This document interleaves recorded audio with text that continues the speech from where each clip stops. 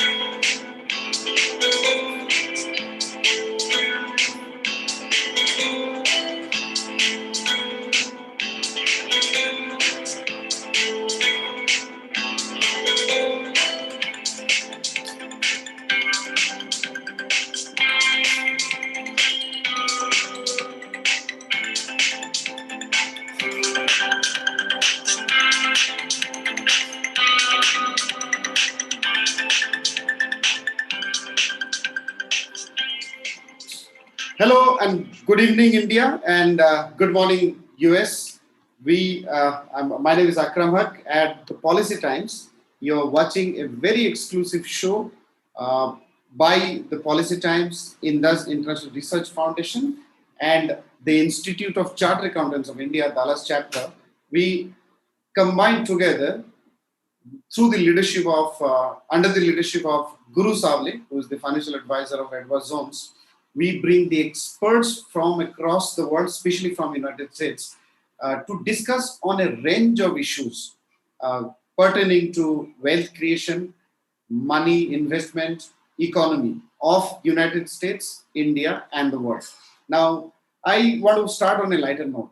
Who does not like earning money, spending money, or saving money?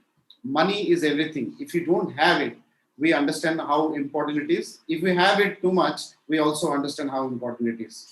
Now, this is a show moderated by Guru Sowle, where we have been doing some excellent work.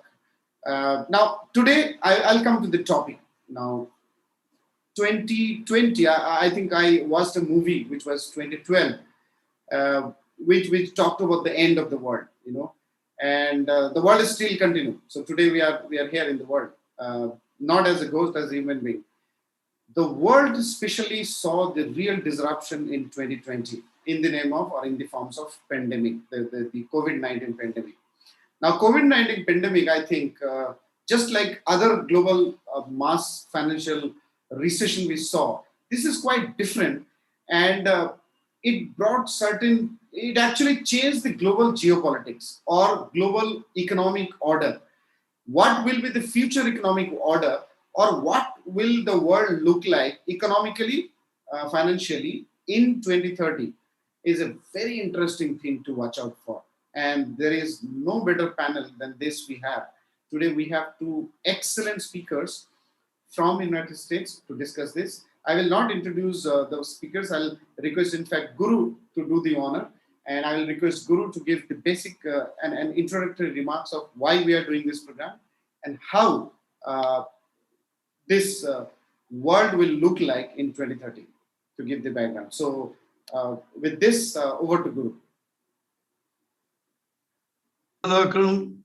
Thank you for yet another opportunity to share the platform from US. My name is Guru Sowle. I'm a financial advisor at Edward Jones. I also have two eminent speakers from one of our strategic partners, John Erickson and Maddy Bellman. And as a coincidence, all of us are in Texas. Maddy is based in San Antonio and John Erickson is based in Austin. And welcome all of you to the show. Welcome, audience. I know some of you have attended our previous webinars, and welcome back. And those of you who are here first time, I'll just lay some rules of the road to begin with. Some housekeeping here. So this is a educational conversation on the topic I'm just going to outline about ESG investing, environmental, social, and governance related investing, and where do we see the world in 2030. And because of compliance reasons, we will not be able to take any individual questions on specific securities or specific investment advice.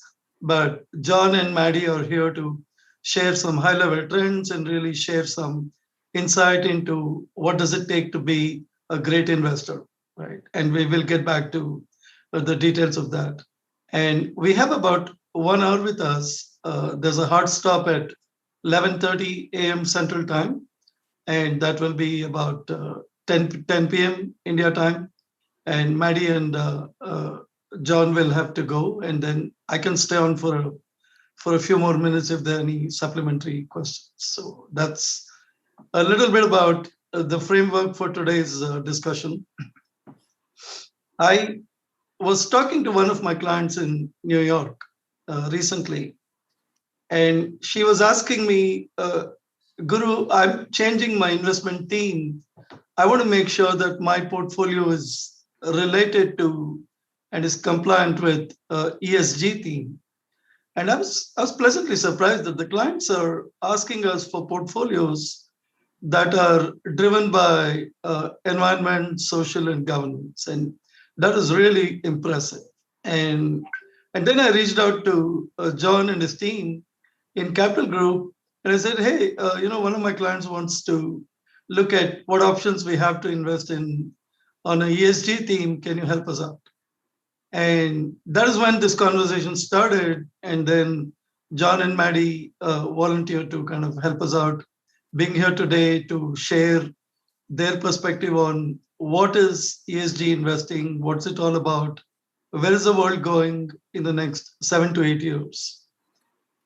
Everything has changed, right? Whether it's COVID or geopolitical situation or environmental situation, governance situation, change has been constant. And what has not changed, right? Can anyone guess what has not changed in the investment world?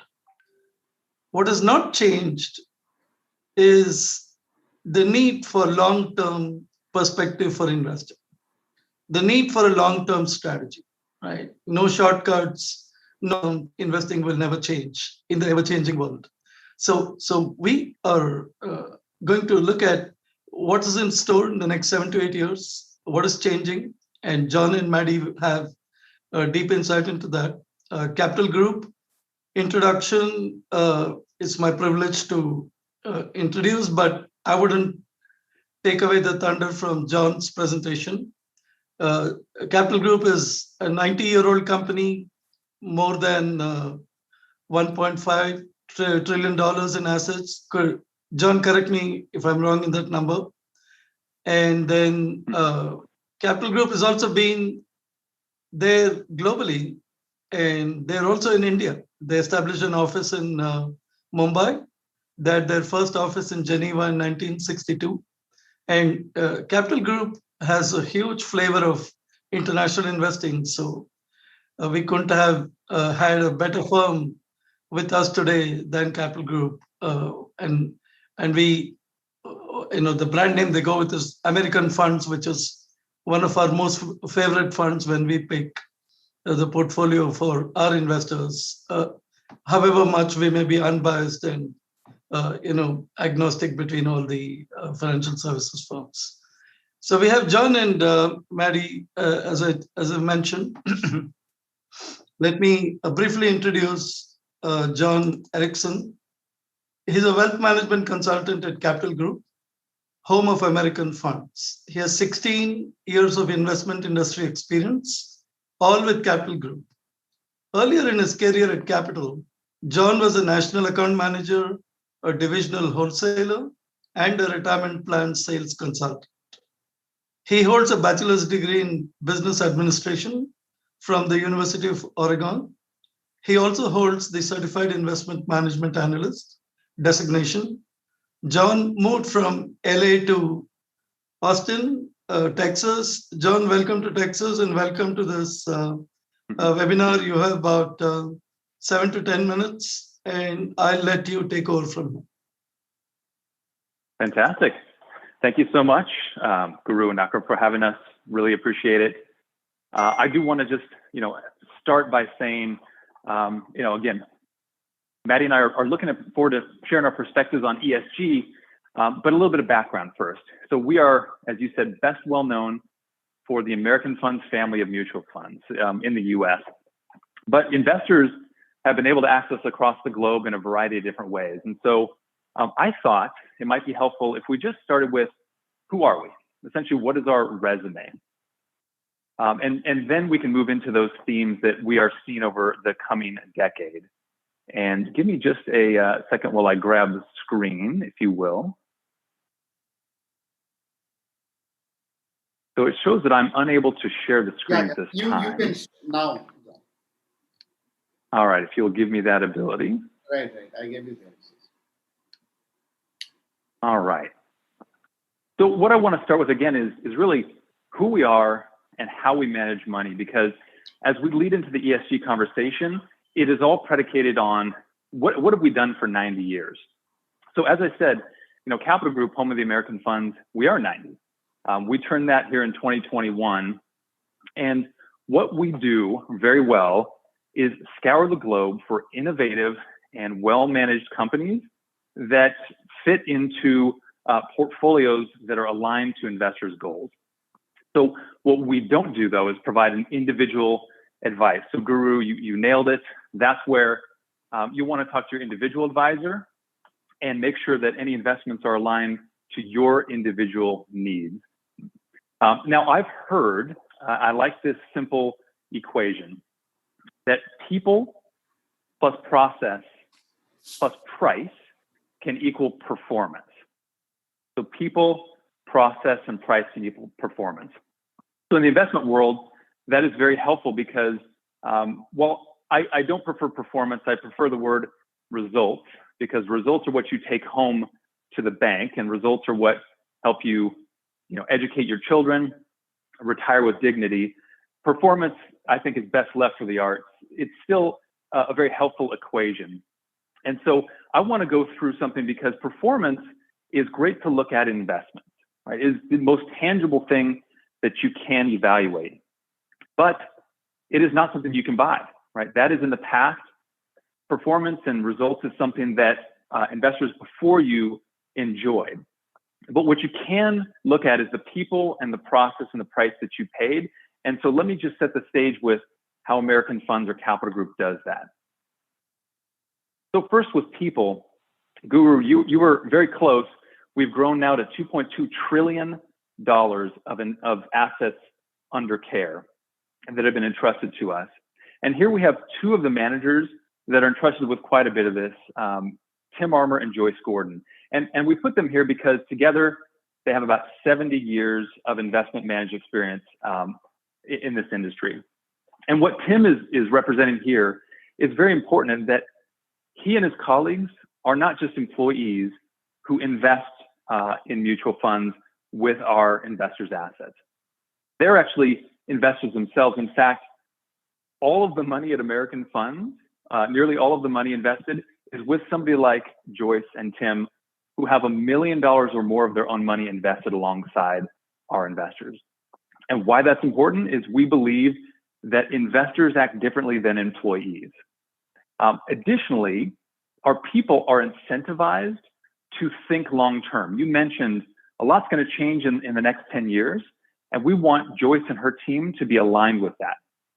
So she doesn't just get paid on an investment she makes this year and its results in 2021, only to have that reset. She actually has to live with that investment decision with her compensation up to 8 years. So she's already thinking towards the end of this decade. And for that reason, they tend to stay with us for a very long time. In fact, of all the numbers on here, I think at top 27 years of average experience. So the people that you hire when you choose Capital Group American Funds, they've delivered those results, and they're the same ones that you can hire today, and they've lived through challenging environments in the past. So the process, I could spend all day on this, but suffice it to say that this began as an experiment 70 years ago, but today is really the crown jewel of our entire process. So rather than having a single decision maker or a star manager who selects investments for investors, we have multiple different viewpoints. And here's an example of New Perspective Fund with 7 different managers, and they all contribute ideas to the portfolio. So how is this actually beneficial? Over on the right here, this is the common way to do it. We have one manager out there in the industry who's often very well paid, very good, but when a portfolio gets large, they have a difficult time finding their next highest conviction idea. And here at a portfolio with 200 ideas, you could understand having your 201st highest conviction idea would be challenging. So what we do differently is we split it up.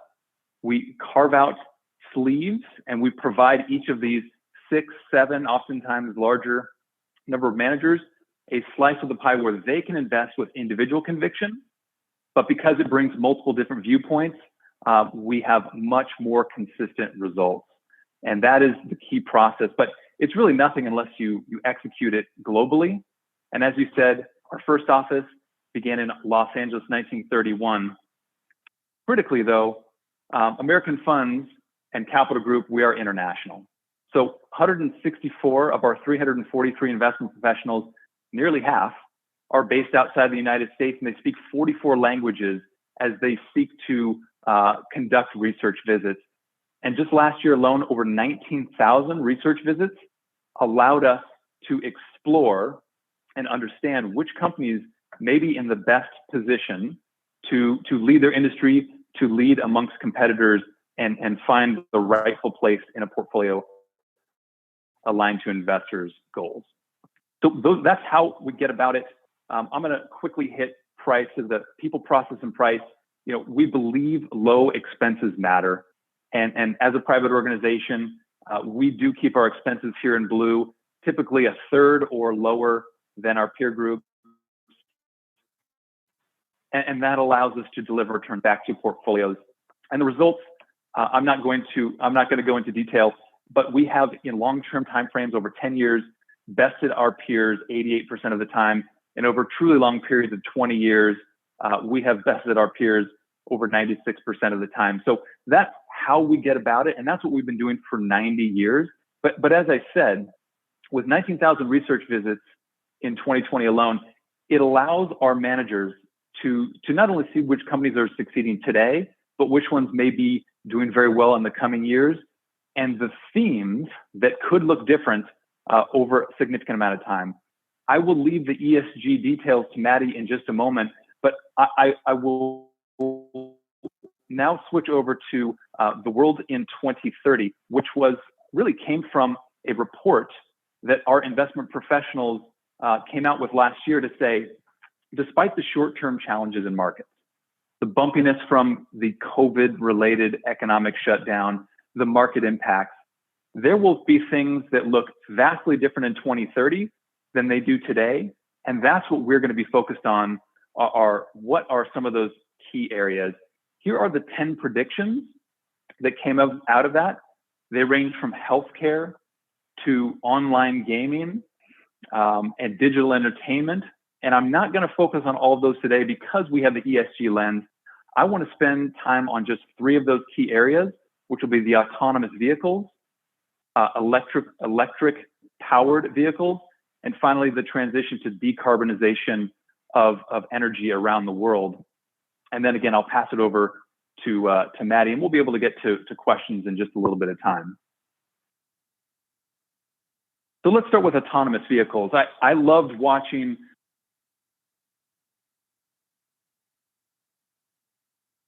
Wow, that's pretty interesting. Guru, can you unmute yourself? Yeah. Excellent. there might be some internet lag. Okay, Maddy. Okay, your audio got disconnected, I think. No, I Yeah. think John is John, your audio reconnecting. got disconnected. It's reconnecting. I see John is reconnecting to the audio. Great. I think the World in 2030 report is very exciting and interesting. Yeah, no, it's always exciting to look at what's coming. I was reading an article a few days back. John, please unmute yourself. I'm so sorry about that. My phone decided it was done with the call before I was. Can you hear me okay? Go ahead, John. Yeah, go ahead. All right. So I'm not sure where I left off. What I was going to say is, I was a big fan of science fiction movies growing up, and I don't know if you all, but I remember a lot of them, including flying cars, from Blade Runner to, Back to the Future in the U.S. Some of my favorites. They had a lot of flying cars, but we're not there yet. But despite those predictions, I might argue that having an autonomous vehicle just to take you quietly to your destination, it's absolutely not science fiction. So current autonomous vehicle companies we are researching, they are embedded in large organizations. So think about Waymo inside of Google, Cruise, which is inside of General Motors, and then there's a work project inside of Volkswagen.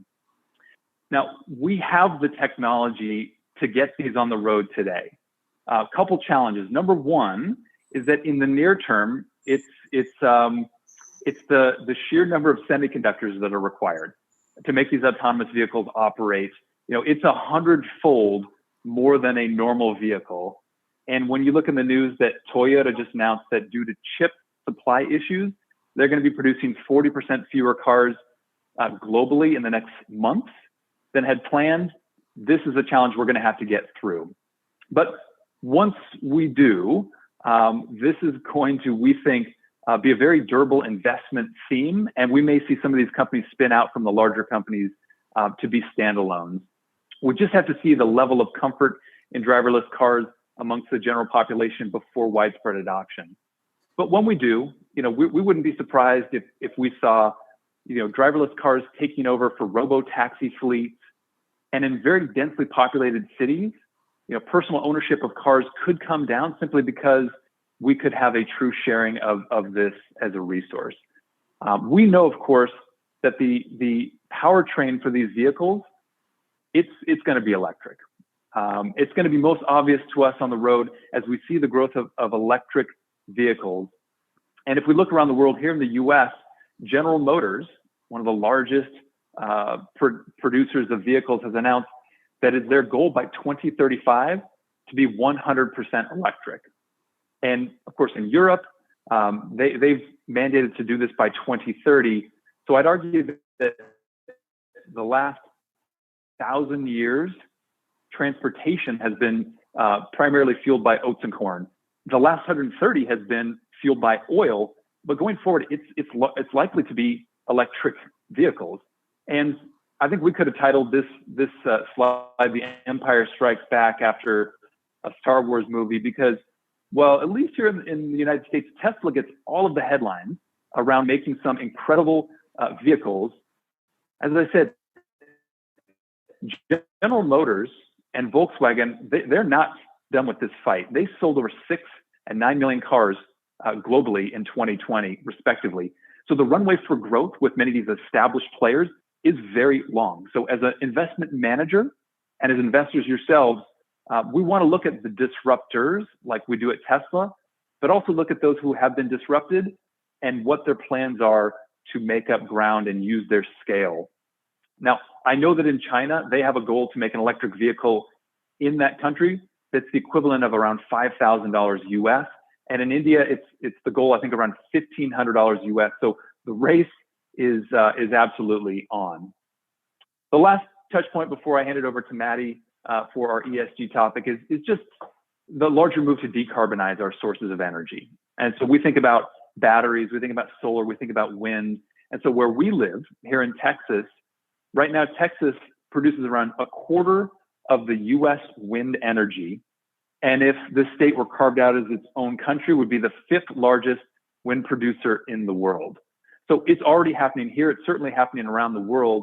And frankly, no great innovations are needed to continue this transition. It's just building out the infrastructure appropriately. It's the capture, it's the storage, it's the transmission.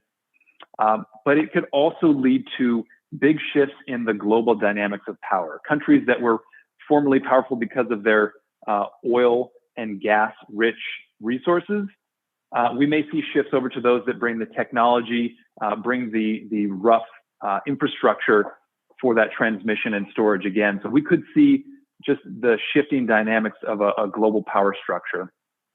And the last bit here is in this pop-up, just talking about, no doubt there's going to be innovative companies all over the world, but we are also looking at Europe today.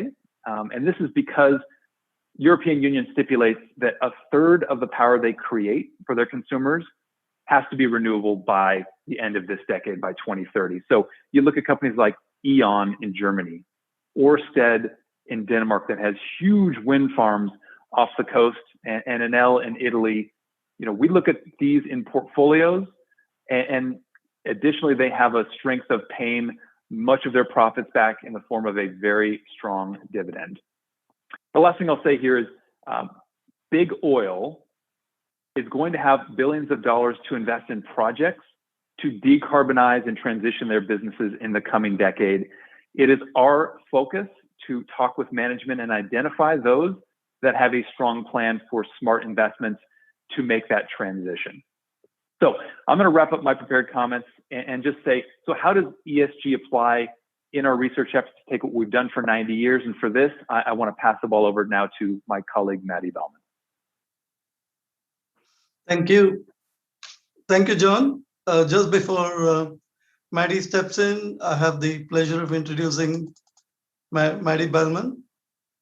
Maddy Bellman is an internal wealth specialist at Capital Group, again, home of American Fund. She has 4 years of investment industry experience, all with Capital Group. And that's something common between John and Maddy, is both have been just with Capital Group and known as. And that speaks volumes about Capital Group. Earlier in her career at Capital, Maddy was a Slate associate. She holds a bachelor's degree in English and creative writing. So this is a great combination of the financial services world and literature and creativity.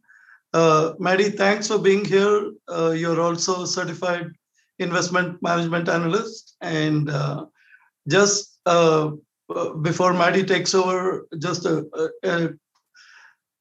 input on John's presentation. John has a great perspective. We get questions from clients all the time. Clients are looking at funds and stocks and other securities and semiconductor, healthcare devices, and renewable energy, and so on and so forth. And it's all well aligned to the ESG theme. And so we have Maddy walk us through ESG perspective, and we can't wait to hear from you. Over to you. Great. Well, thank you all so much for your time here this morning here in the US and in the evening over there in India. Thank you, John, as well, for your great introduction to Capital Group, home of the American funds, and a few of our top investment ideas for 2030. Another great investment opportunity that we see here at Capital Group is around the future of ESG. And I'll go ahead and grab the screen as well. So when we think about ESG, I am here to give us a little bit more information.